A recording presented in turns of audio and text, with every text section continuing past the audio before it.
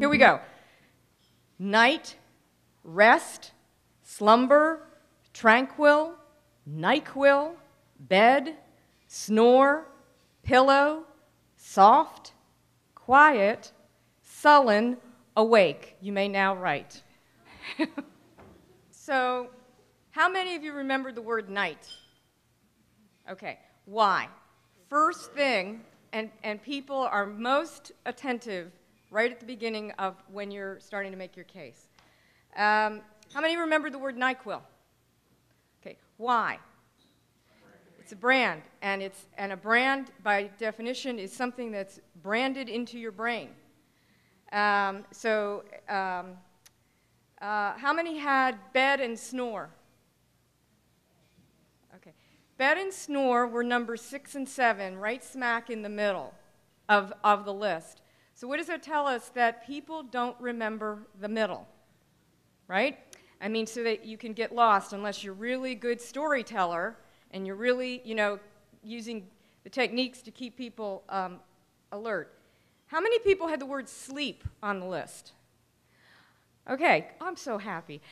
Sleep wasn't on the list, okay? Now, and you know what? I'm happy because I did the same thing the first time I took this quiz. But what does that tell you? What does that tell you? It tells you that when you can't quite understand or remember, your brain will make the associations it needs to based on what you're saying. So nature abhors a vacuum. Your brain, fills in where it doesn't have the answers. And last, how many remember the word awake? Okay, and that was last. So it's a good exercise just to illustrate, how we absorb what we're hearing. Not everybody's, responds to things the same way, but these are generally good points of view, so that when you're making a presentation or you're talking to a legislature and you've only got, or a reporter and you've only got a few minutes, you want to make that opener really good, and you want to make the end, the kicker, really strong, and not get bogged down in the middle. So too many organizations communicate like this. I have something I'm going to tell you, and I'm just going to tell you because it's important to me, and therefore it should be important to you. So there's this big megaphone that people are saying, and they're not effective because they're not connecting with where the audience is. And if I leave you with anything today, it is that to understand who's the recipient and what matters to them and where they're coming from. So the way you see things is the way you see things. So what do you think is going on in this picture? Now take a look at the next picture. That is that picture on television, and this guy is somewhere in the Southwest. So when you first see that picture, you think, we're in the city, this is what's going on, but in reality, we're somewhere else. In other words, what you think, the way that's that one frame. Just took a picture of the TV set, and you could conclude many things about what was happening and where you were. When you see the context, that this is somebody watching this on television, in other words, people are coming to this through looking out their own window, and their window, the view out of their window may be different than the view out of your window. And this is where we get into framing. And there's a really great book that I would recommend to everyone to read. It's called Don't Think of an Elephant by George Lakoff. George Lakoff is a linguist, and he writes a lot about framing and framing messages. And I'm going to read this quote because I think it's so important. Framings are mental structures that shape the way we think. As a result, they shape the goals we seek, the places we make, the way we act, and what counts as good or bad outcomes of our actions. In politics, frames shape our social policies and the institutions we form to carry out our policies. To change our frames is to change all of this. Reframing is social change. So it's really important, this concept of framing messages and understanding the larger conversation that you're trying to enter into with your issues.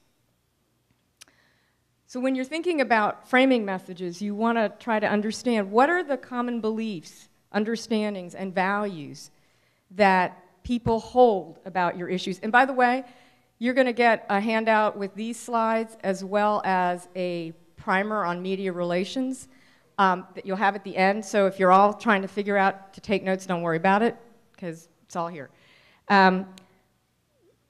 What is the current conversation about this issue, and who's shaping that discussion, and how is it playing out? It's really important that you or people on your teams or in your coalitions are reading the papers, reading what's going on in social media, not just about your specific issue, but the context. If you're talking about IDAs, or you're talking about different kind of wealth building strategies, you also want to be looking at other things other discussions that may be happening related to the communities that you're trying to serve, relating to issues in the legislation, what other things are on the agenda, and where your issues may fit.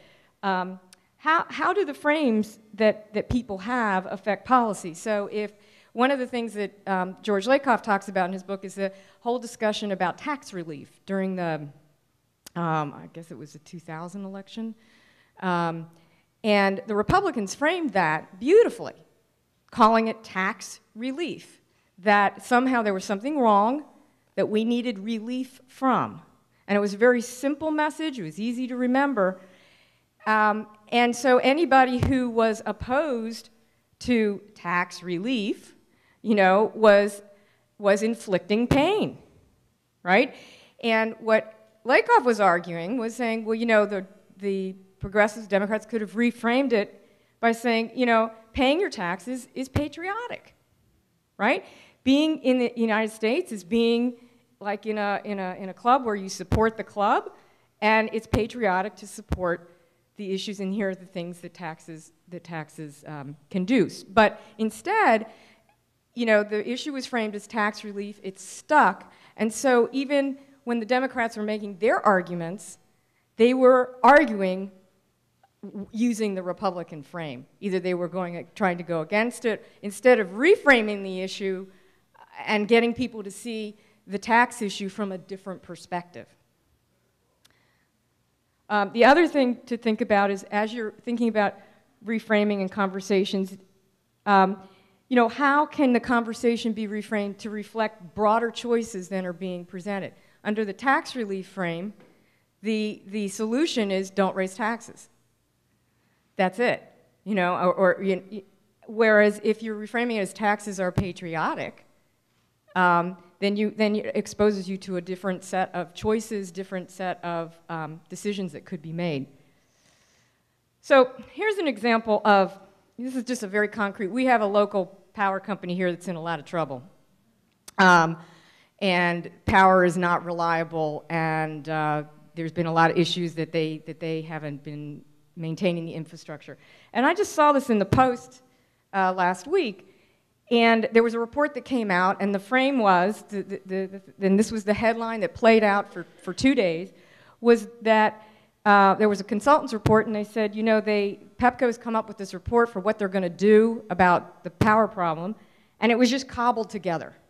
Right? So Pepco acknowledged it does not know whether the projects in the new plan will actually achieve its reliability goals because it did not fully analyzed, and the report said, with this ready, shoot, aim approach, a portion of the company's plan capital is almost certainly poorly targeted. So then the Pepco response is, he repeats the negative frame.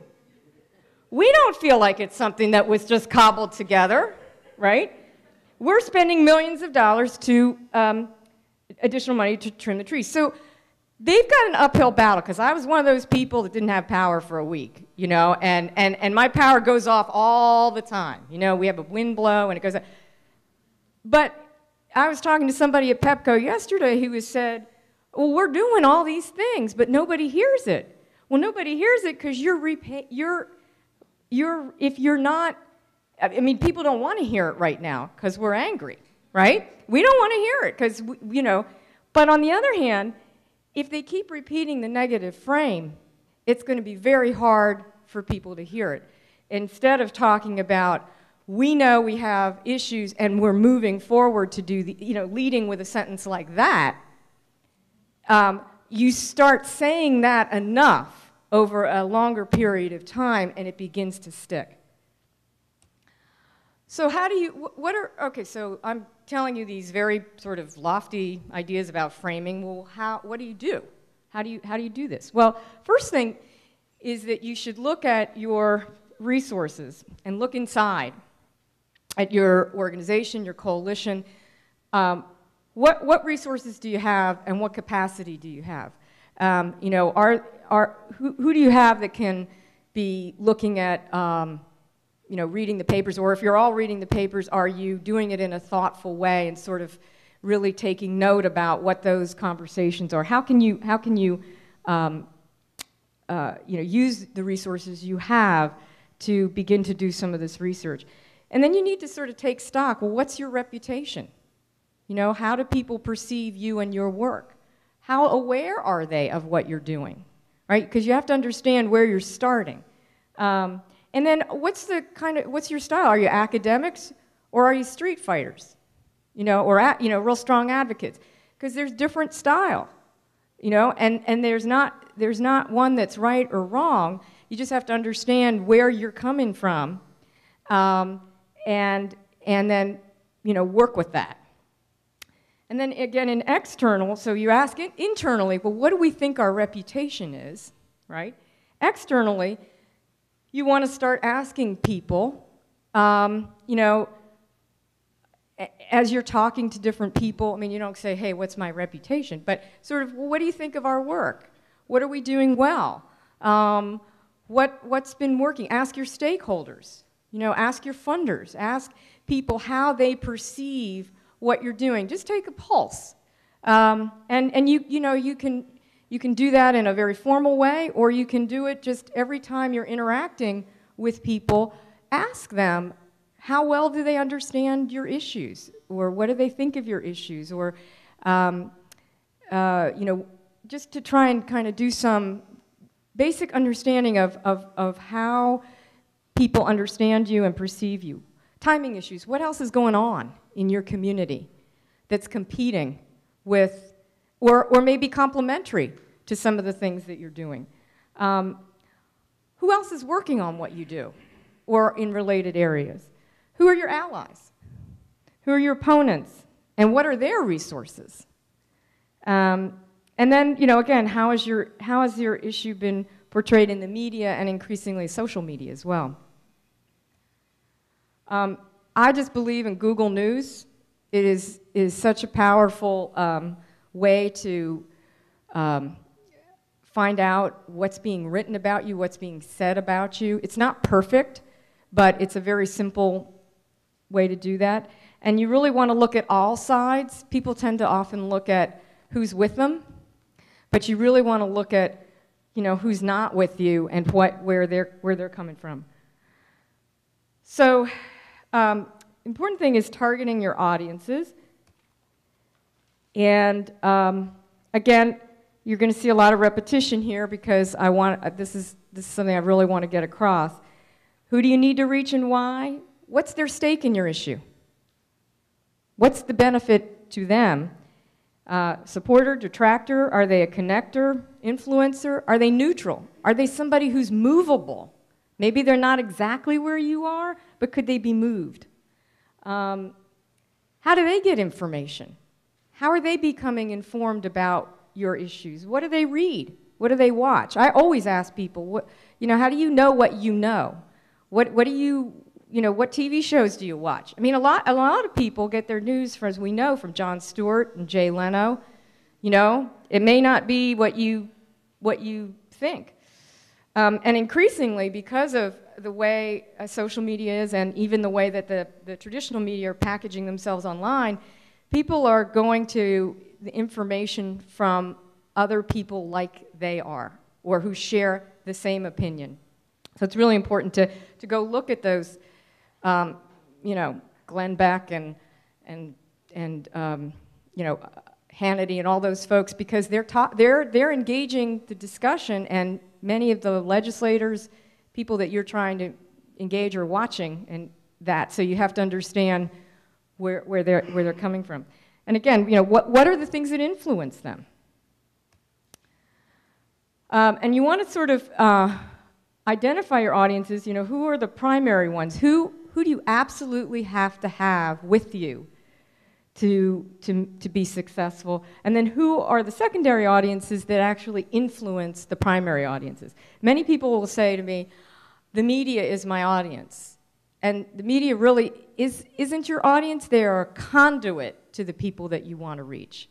And understanding exactly who you want to reach affects which media you actually target and which reporters you target. Okay, so this is repetition. You know, these are some questions to ask. I'm going to give you a specific example. Once you've asked, you know, make a grid and really take the time. And I'm a big believer in writing these things down.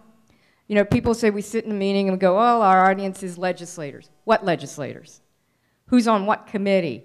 You know, you really want to drill down as specifically as possible so that you have a face in mind. What are your common values? What are the barriers? What prevents people from hearing or understanding what you're trying to get at? And more importantly, what is it that you want them to do? So if they hear your message, what do you want them, what action do you want them to take? And if they take that action, how is the world different? And being able to articulate that. And then what you want to do is sort of match your different audiences to what the outcome is that you want to achieve. You know, we want them to increase their giving, you know, donors board. We want them to raise money. We want them to make introductions. Political leaders, you know, introduce support legislation. You know, this is just an example, say, of homelessness. So when you're thinking about framing, and this is another resource that I would take a look at, is the Frameworks Institute. It's a nonprofit here. They only work with nonprofits.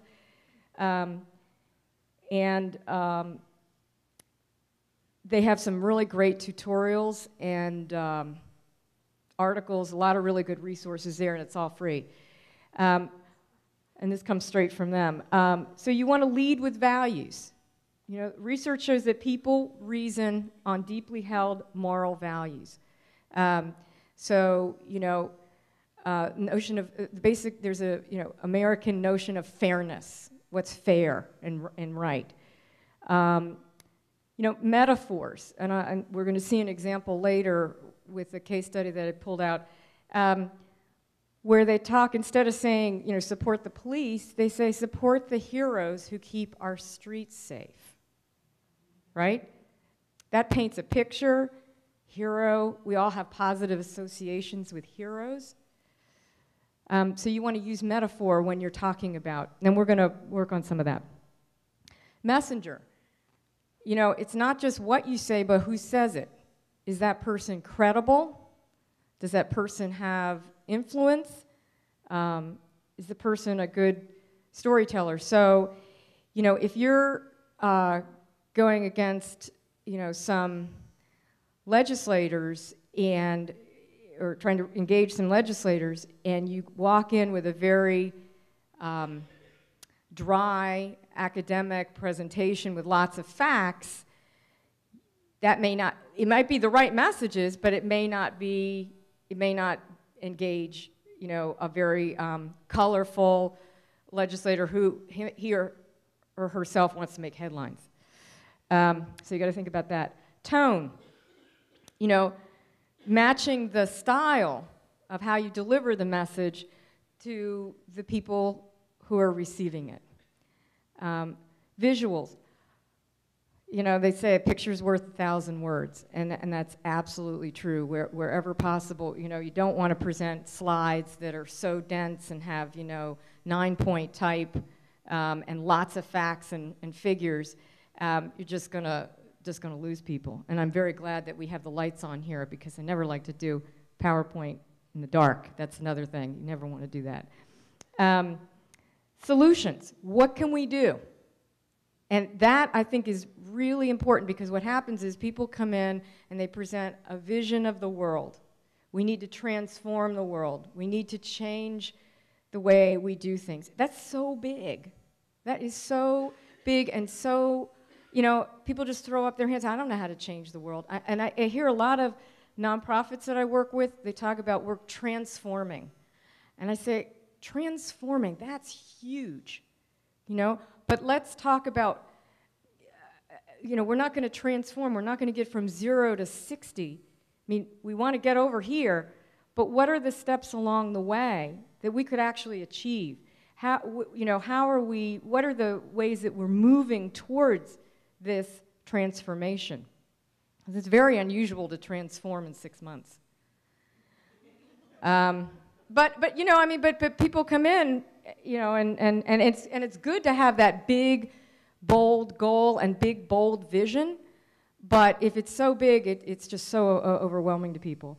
Context, again, what else is going on? You're not the only thing. You know, when I was a reporter, I would get, well, this is the old days, you know, faxes and phone calls, you know, from hundreds of people. And, you know, and they all were important. And the ones that, you know, I would focus on were the ones that, A, were relevant to the beat that I was covering. You know, I didn't want to talk about animal crackers when I was covering the police beat. And, you know, I would say, why are you calling me? You don't read anything I do. Why, you know, I don't get to do fun stories about animal crackers, you know. So you really have to be aware of what else is going on and in the world, and what else the recipient is juggling in terms of messaging. I think if you use this is a good template for how to start framing your messages. First think, well, who are you? Who is your organization? This is where you talk about, this is what we do. We are an organization that is dedicated to whatever. Now, when you talk about that, people, you want to talk about your mission and what you do, but you also want to make sure that you're talking about why what you do matters. So you really want to lead with something that allows you to engage people, something that's a little provocative. Okay, so what's the burning problem you want to solve? All right, so you're here, you're doing this. What's the problem? What's the unique opportunity that we have today with you? Another way to look at that could be the urgency. You know, why do we need to react to this now? What's the solution? Okay, so what? So what that this happens? And then what do you want me to do? What can I do? How can I be a part of that? How do you engage me? So one of the tools that I like to use when we are doing messaging is I like to use this geometric figure. Some people have a message box, some people have a quadrangle. I like triangles. I like threes because it's much easier to do. And you can do this you know, around a specific issue. But what you want to do in the middle is come up with the core. You know, what's the basic fundamental thing that we're trying to get across? Very simply, like the architect, we create places that people love. For MAD, it's, you know, what did I did that. You know, a safer future by eliminating drunk driving. Okay, that's really where that's where they're trying to go. We're trying to make the world safer, a little bit safer by eliminating drunk driving. A message is not a soundbite. A soundbite is a way to convey a message. Okay, they have to be repeated because people, you know, there are studies that I think you have to hear something 7 or 8 times before it begins to stick. And stories can help drive your message home and put a human face on the issue, but you have to be careful that you're using the right story, because if the person on the other end doesn't like the person in your story, your whole message falls apart. So you need to have a number of different stories. If it, you know, or if they can't relate to the person in your story that you're trying to tell, you can lose people. So, I mean, we always, in my business, always say, yeah, let's put the human face on it. Let's put the human face on it. But you want to make sure that it's really something that will connect with your audience. So messages are relevant, they're concise, they're memorable, they're credible, and they're actionable. So here's some examples of some campaigns that have been very effective. We all know Change We Can Believe In. Very powerful, very simple, and people could see themselves in that. Okay, that's the other thing that's really important about that. Dove's Campaign for Real Beauty. Now, I took a commercial example, but that was a really powerful advertising campaign because it was about empowering and celebrating women, no matter whether you're, you know, big, small, short, tall. It was about the beauty of women, and it really resonated in the way, and then they got, you know, the way they got ordinary women to talk about themselves and to show them in a positive light. And they had multiple stories. You know, Mothers Against Drunk Driving, Race for the Cure. Okay, that started off as something, you know, very, very small indeed 30 years ago, and it's, you know, just this huge multi-million-dollar operation now. And, you know, just listening this morning, I was watching the news, and, you know, we can do something. I can take control is the message of their 3-day walk. So, again, people can see themselves in it, people can be involved. You always want to give some sort of concrete action. That's really important, and it's often what's missing from a lot of messaging from cause-related messages. Are there some questions before we move into another direction? Any questions or comments or thoughts? Because I've been talking a long time. Yeah. First of all, thank you. You mentioned as a reporter that you don't want to be the person writing about the animal crackers, and it's, you know, it was a good example, but it's oftentimes I feel like when we're talking about issues, particularly about issues by race, it's almost always the animal cracker story. How do we make it one that's relevant? Okay. Well, that's interesting. And let me clarify. What I was referring to is that I was covering police and courts, and I literally got a press release from the animal cracker people that they were having a 100th anniversary. And I was like, hello? Anyway, well, it's really hard because actually your stories about race and wealth are really permeate almost every conversation. And I think what you have to do is really look at how you can, you know, there isn't necessarily someone, at the larger places there are people who may have that beat, but there isn't a beat like that usually. So you're going to have to look at local reporters who cover, you know, there may be people who cover housing, or there may be people who cover just general assignment. And you kind of have to start looking at what they're covering and say, hey, you know, you wrote last week about, you know, about this, I'm trying to think of a good example, about a family that, you know, didn't have enough to eat, let's just say. Well, I want to give you another twist on that story. There are ways that, here are some things that are, the reason that family doesn't have enough to eat is that they don't have a job, and they don't, I mean, so you kind of have to keep inserting, or, you know, you could take some of the information that you have and package it up into, you know, a report, you know, and say, you know, we've taken a look at families in our area and identified these 3 things, and they kind of go, yeah. But you just have to keep doing that and kind of reminding them, here's another angle on what you just covered. Here's another way to think about these issues, or these issues don't occur in a vacuum. And if you can get the reporter to sit down for 10 minutes for coffee, and try and connect your issues to the things that they're covering.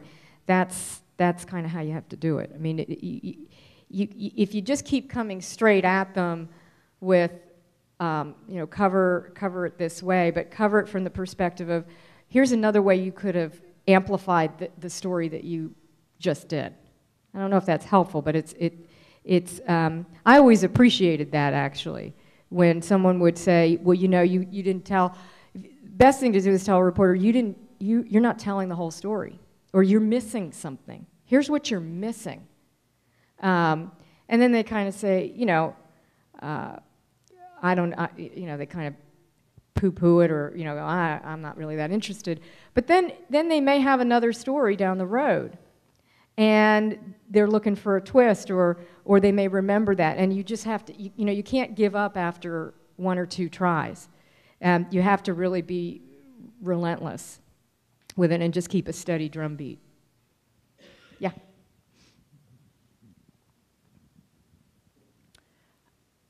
My question is sort of, I guess, about how an organization would train itself, because normally we would have like one person that we designate to do media, or maybe a committee. But from what you said, it sounds like we all need to know this stuff. Mm-hmm. And sometimes we all need to be sitting down working on it. So maybe I answered my own question, but I want you to talk about sort of what's the strategy within an organization. I mean, I know we still should specialize, but somehow there's got to be some and I think that's knowledge. It's a great question, because everybody says the communications person, whoever that is, well, we got it handled because they're doing communications. Well, the communications person really should be facilitating communications, but the executive director, your board, everybody needs to be engaged, because you don't have, most likely, the resources. Everybody has to be an ambassador, I like to say an evangelist, for what it is that you are trying to communicate. And everybody has to be on the same page and aligned and understand the messages. So that, so it is important as part of that internal review that the key people in your organization, maybe it's once or twice a year, you come together and you take a look at, well, what are the messages that we've been sending? Okay, are they resonating? Are we being successful? Well, what should we be talking about? And now a communications person could facilitate some of those discussions, but ultimately I believe that your executive director is the chief spokesperson, or should be. And so you can't, one should not delegate that only to the communications people, because you're out in meetings all the time. And if you're out, you're in coalitions, you may be at a meeting and there's a city council member there. You may be at a dinner, and that's an opportunity for you to engage that city council person. But if you're not, if you don't have a sense of your messages and you can't deliver them, we talk about the elevator pitch, which is saying what you need to say in the 10 to, depending on how big your building is, how much time you have to get from where you're going to the bottom floor. If you can't do that in a way, and everybody in your organization can't do that, that's a problem. So everybody needs to be able to recite the elevator pitch. And the thing about the elevator pitch is people tend to want to, it's like a Christmas tree that they put so many ornaments on that they have to get everything. We have this program, we have that program, and we do this and we do that. What you want to do with an elevator pitch is get someone to say to you, tell me more. Oh, that's interesting. Tell me more. So yeah, we build places that people where people love to be. Really? Well, how do you do that? Well, I take this approach, and or here's an example of that. So everybody has to be on that same page, and I think it's really good to bring people to a room. And we're going to do an exercise in a minute where I'm going to ask you to sort of pretend to be your internal team and think about the way that you would approach, you know, the messaging based on some of the things that you've just heard this morning. Yes. Oh. I think that many of us are in the South and Alabama, Texas, places like that, where we're trying to fight against some pretty powerful frames around, you know, the poor is lazy or handouts. And I wonder if you have any just sort of advice or anything that speaks to that about how to get out of those frames a little bit. And it may be that may be too general, but if you have any sort of suggestions on that off the top of your head. Well, the first thing is not to repeat the frame. Right? No, the poor are not lazy. But, you know, and people do that because, you know, and so you have to recognize that there is the frame and that someone's coming at you with a frame. So, and again, you have to think carefully, well, okay, if that's the frame, these same folks, what are sort of their general feelings about other things? So, you know, if there's a sense of hard work, you know, fairness, the American, you know, what are the American values of work?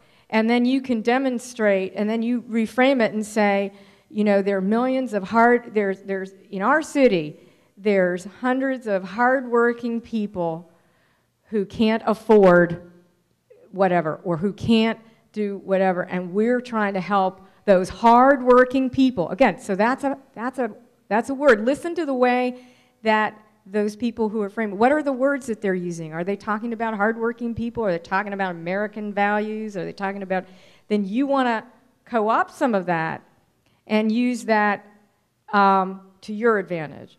I just heard something. I was watching Morning Joe this morning, and they were talking about Paul Krugman has an op-ed in the paper today about the millions, you know, the people who are no longer seeking unemployment. And it was very interesting to have Pat Buchanan and some other of the conservative folks on the program talking about how this was now a threat to capitalism. Okay? So now it wasn't that these people who were unemployed were lazy, but having this many unemployed people and an erosion of the middle class is a threat to capitalism. Boy, is that a powerful frame, right? So if you can show how this is a threat to capitalism, right, which is, you know, what are the things that these folks hold dear, right? That's where you want to go. But in order to do that, you have to take the time. And everybody always tells me, and I know I've worked in nonprofits. I've been a communications person in nonprofit organizations. You're being pulled in a million different directions. You're putting out fires all the time, you know.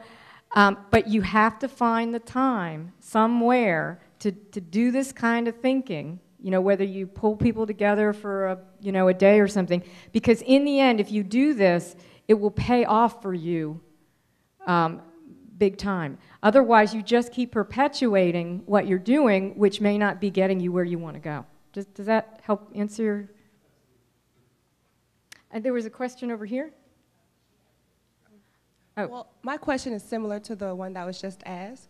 So at times, I feel like data presented without a historical context can be used to support a number of different causes. Mm-hmm.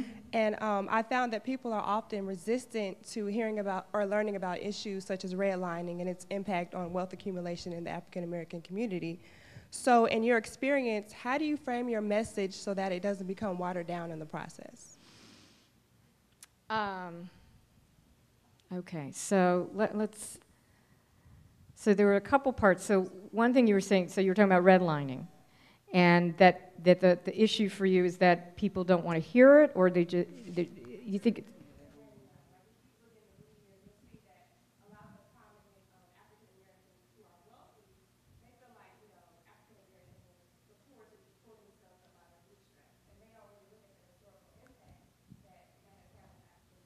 Mm-hmm, mm-hmm. So you could talk about, and that's really hard because you have to find a way, it's sort of, I mean, I might start thinking about it from the perspective of, this threat to capitalism thing is on my mind, but the American dream, everybody dreams the American dream, okay, whatever the, and, everybody should have an equal shot at that dream. And if there are systemic things that prevent people from doing that, it's like throwing someone in a pool saying, swim, but I got your hands tied. Or I've got, or I put weights on you. So how can they, and then somebody else, can get to that finish line a lot quicker. Well, that's what's happening with, this is where we talk about metaphor, right, in messaging. So if you were to say, well, we've had a long tradition of redlining, okay, everybody sort of snooze, snooze, snooze, just doesn't, it doesn't resonate. But if you start painting a picture for people, well, now imagine, Senator, that you were trying to do X, Y, and Z. And imagine, Senator, that you didn't have, you're trying, use the swimming, you're trying to swim, get into the Olympics or whatever. And then imagine that your teammate, has that Speedo suit on that reduces draft, and I got weights on. Well, I don't even have a chance. Well, Mr. Senator, that is what's happening. Okay, so it's sort of looking at how to, cast that in a way that I'm telling a story and I'm painting a picture for someone. I'm not saying that necessarily would work, but it's it's even the words that you use and getting people to see why that is harmful. The word redlining, doesn't really convey you want to create an emotional, like, oh man, that's wrong. That is, yeah, I can see that. Now, whether they feel that that's wrong or not, but that's one way to start thinking about it. And again, what a lot of nonprofits, and I think nonprofits are, well, business people do this too, but there's so much jargon that gets used. Instead of, there's a guy, Andy Goodman, who does this whole thing on storytelling, and he said, if a nonprofit were describing the Wizard of Oz, he would talk about Dorothy, a child who was in the foster system, who had a lost, unidentified animal, was a truant, and instead of saying,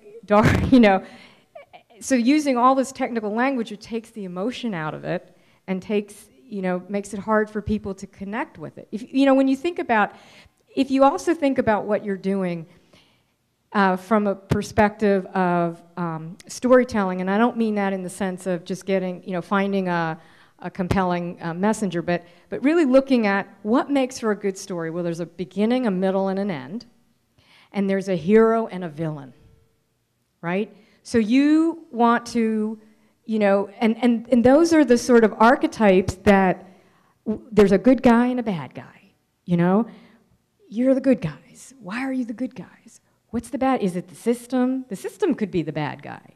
Redlining could be the bad guy. Whatever, but putting it in that context and then finding ways to tell that story. How do you help the hero? One of the things I think that we've been trying to do with some frustration, because I can't find the information, and I need to raise this with Avis, who did the presentation yesterday, is we've been trying to find ways to figure out the costs associated with the continued inequality. So you can go to people in education, you can go to people in housing, who are on legislative committees to deal with those issues. You can say, this is what's costing you. This is what's costing the state of Florida, the citizens of the state of Florida, if you don't take this action. So would you rather pay these costs to continue to pay them, or would you rather deal with this issue and minimize the costs down the road and correct the problem? So it's a frustrating thing because there's so much complexity involved in these issues. And I think for a lot of us, I speak for myself, congealing a very complex message down to a legislative one-pager, because everybody knows that laws are made from people who only read one page at a time. They don't want to look at 30-page reports. They don't want to look at research.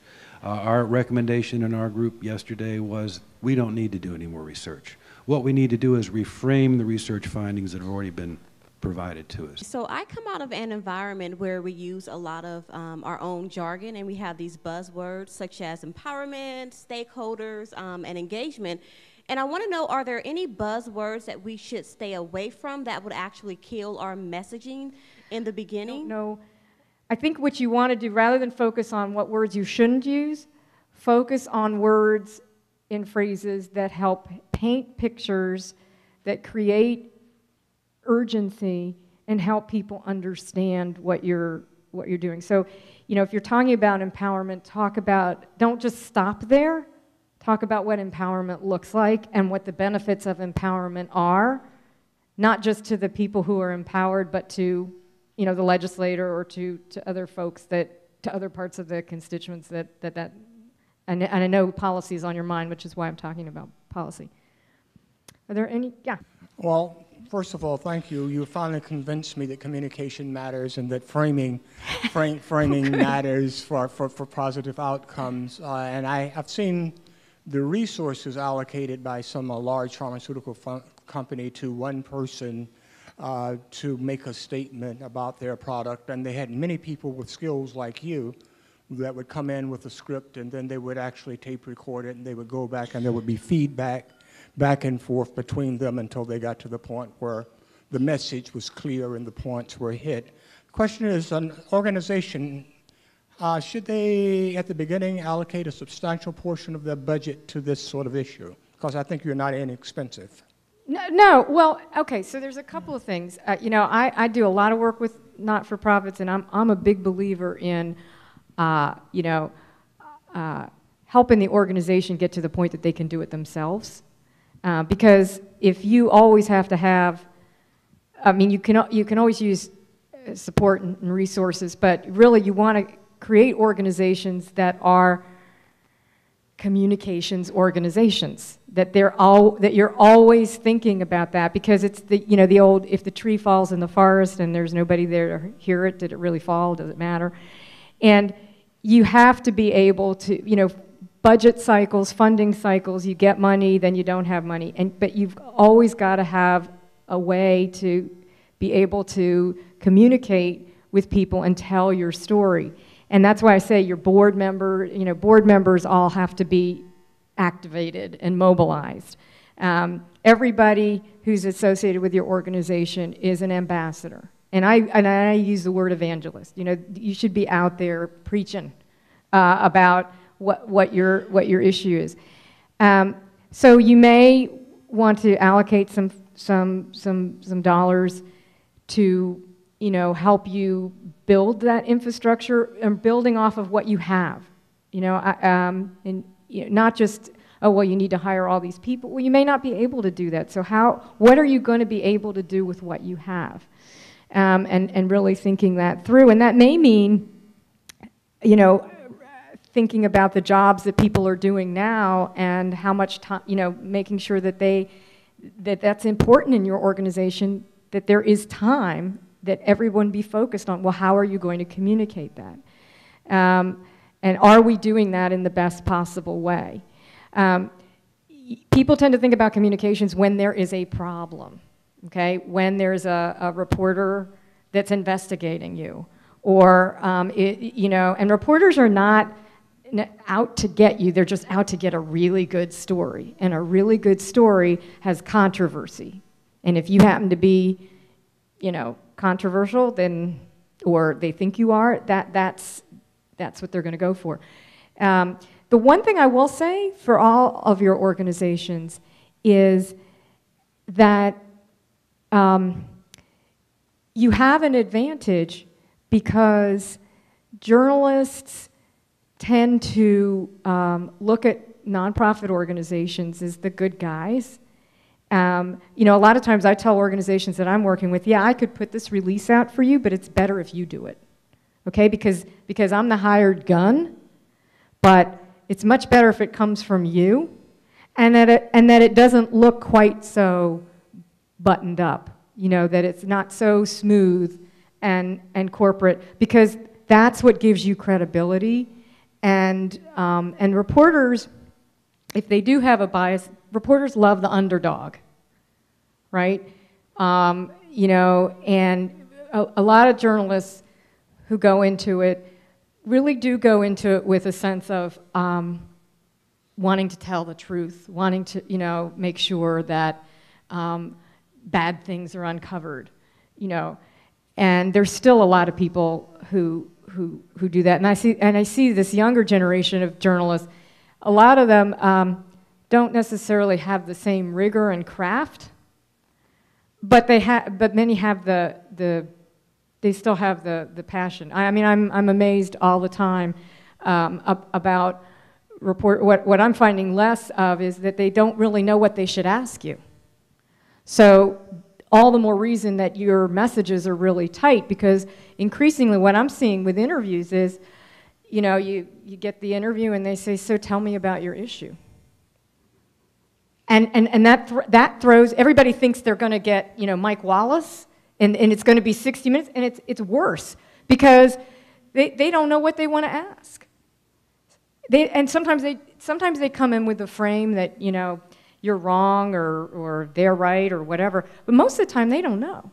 So if you're not prepared to say, you know, well, let me tell you about my issue, and you tell them what the important points are. If you'll notice, I kept saying throughout, if you leave here with nothing else, I was reminding you of the point that I wanted you to walk away with. And those are cues to people. Okay, I got to listen. You know, if you take, you know, the most important thing I can tell you is, okay, I got to listen.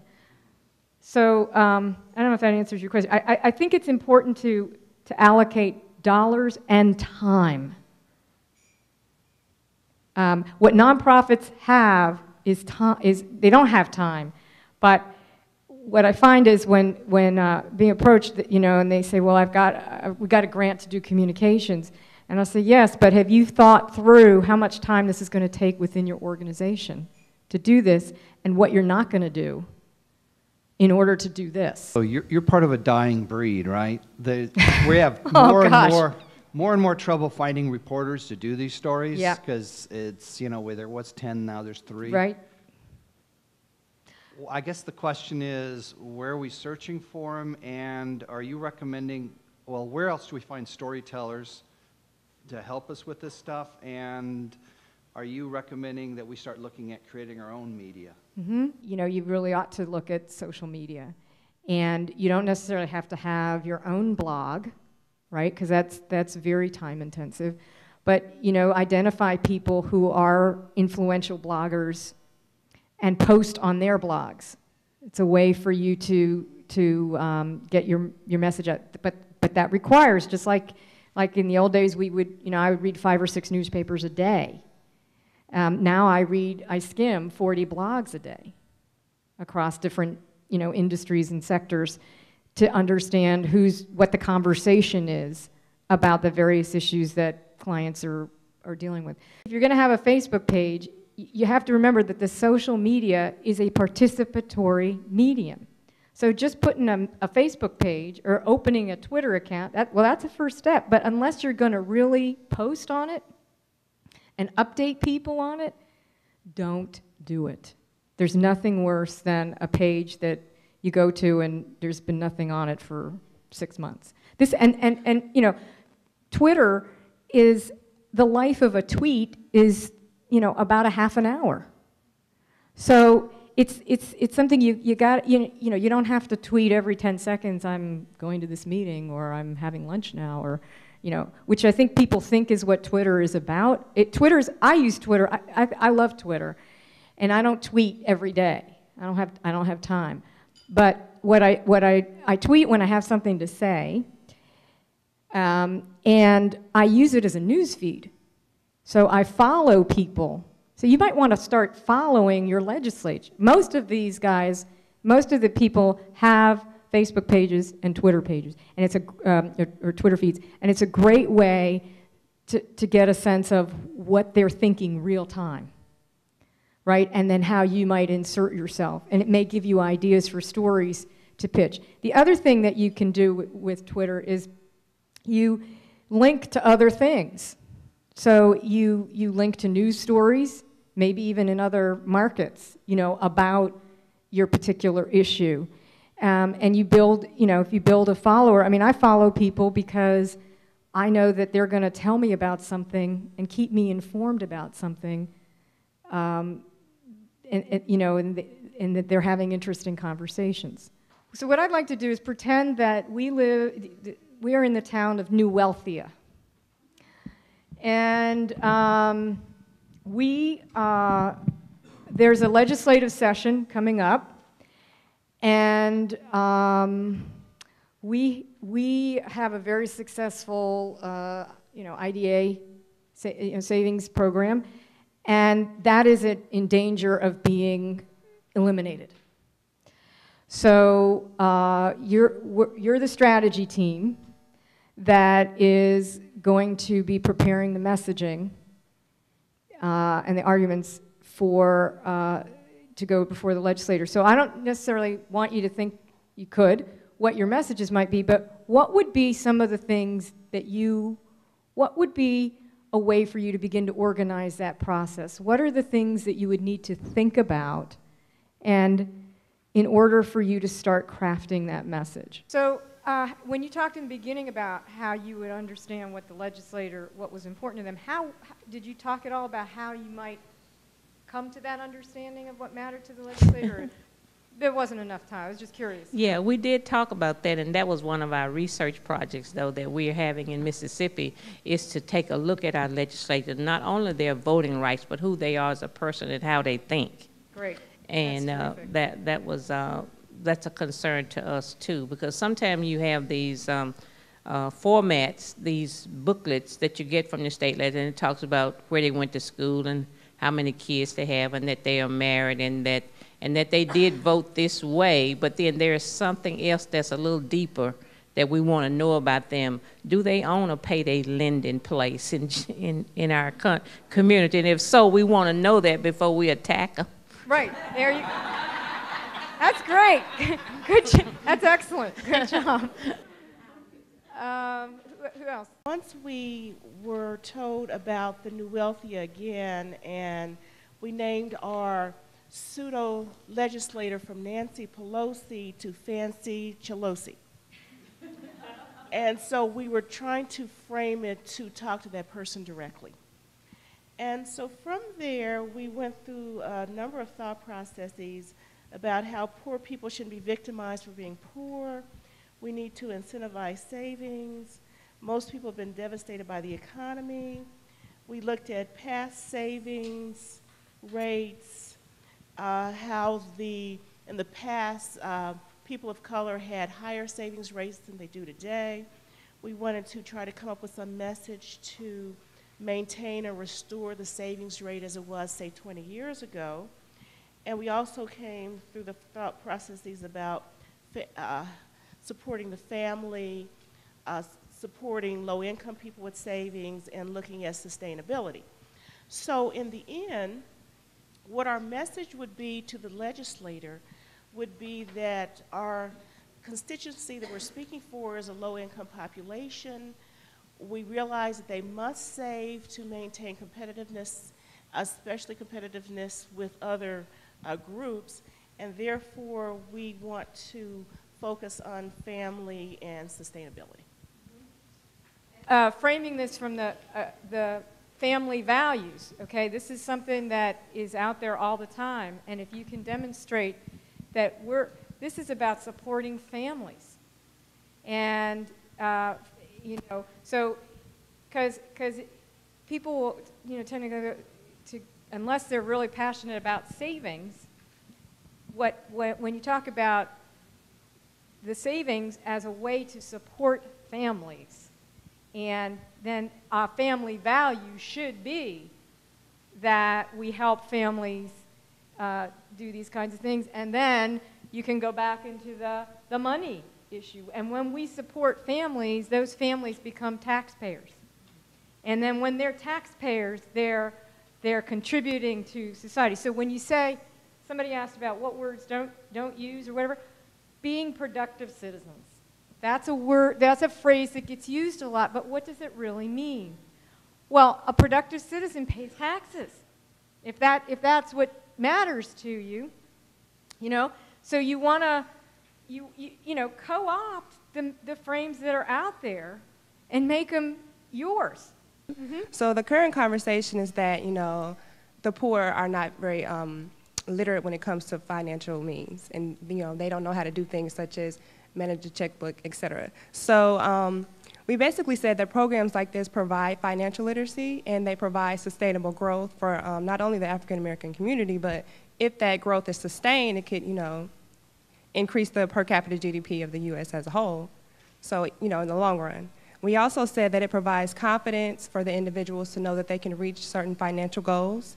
And we also said that it's an alternative for more expensive options that may be put into place by the government. Mm-hmm. So there are some really good messages here about saving money, supporting families, creating taxpayers, adding to the tax base. I mean, these are all really powerful messages that, you know, if you can frame the issue, you know, are compelling. One of my concerns with our messaging, while it may convince policymakers to reauthorize IDAs, it also may perpetuate a negative perception of the community that we're trying to impact.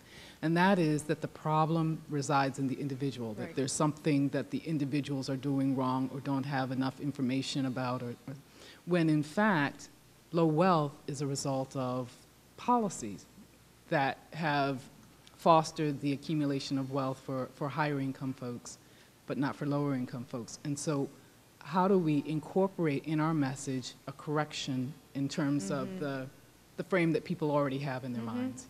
Well, so when we talked about heroes and villains, the villain can be the systemic, okay, and I wouldn't use the word, you know, but can be the policies and things that make it unfair, that make it difficult for people who are trying, you know, who are working hard. I mean, you want to use words like hardworking Americans.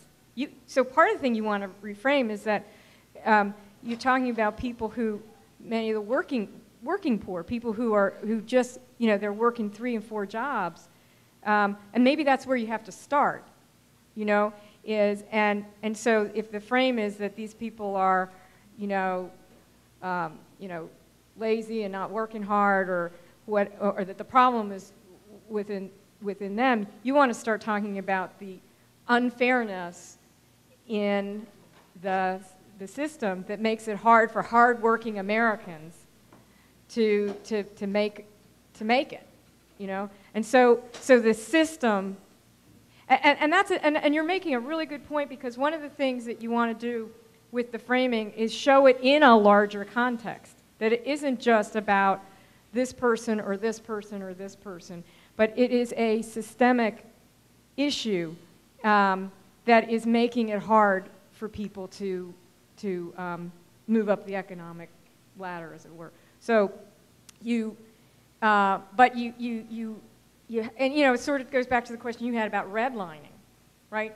So again, and that's a longer, what you're talking about is a longer, you know, this frame has been around for a long, long time, and it's going to be hard to move people, but you have to just keep showing that and painting, you know, okay, painting folks as these are hardworking Americans. These are people who are, you know, whatever jobs they're doing. You know, you paint a picture for the folks, and that, you know, how can someone move up when there's so many barriers in the way that, and we can take those barriers away, Mr. Legislator. We can make it possible for these hardworking Americans.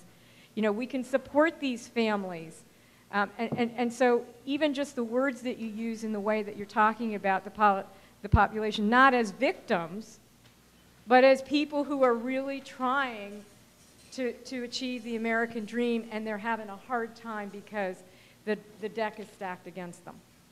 And because there is, you know, one of the things is there is a very strong American value about fairness, you know, that everyone should have that opportunity, whether people truly believe it or not. That's a frame in our society. And that's what makes us different from sort of, you know, some of the European countries where it's, you know, where the systems are so much more rigid. And there is that belief that if you work hard, you're gonna get there, but not if the system is stacked against you. I think we also have to be aware that our language is often preempted. It's taken away and used in the opposite. So we may think we come up with great expressions, and yet conservatives can actually take that, twist it around, and use it. The ownership society is a big example of that. That was started out by the asset building movement, and it was preempted to be a bigger cause for everyone. Why don't we all have an ownership society, not just part of the, and that's the other thing. I think a lot of times legislators fear that there'll be a backlash, just like with affirmative action. That's a nice phrase, affirmative action. It's very positive, and yet that was flipped because it's like, well, you have affirmative action, but we don't have affirmative. We want big affirmative action for everyone. So the language will sometimes get taken away, and it will be used for like the larger cause, and then we're put right back down on the ladder again. But that's because we let them take it away, right? I mean, that's the thing. You know, I think sometimes what happens on, you know, the more progressive side of things is that the argument is cerebral and not in the gut. So yes, you're absolutely right. Language is incredibly important. And the conservative, that's why you should read Frank Luntz, okay? Because he's a mastermind of a lot of those very successful campaigns. And they're really good at it, and they're disciplined, and they just stay focused on it. And so, you know, it's a question of don't let them take it away.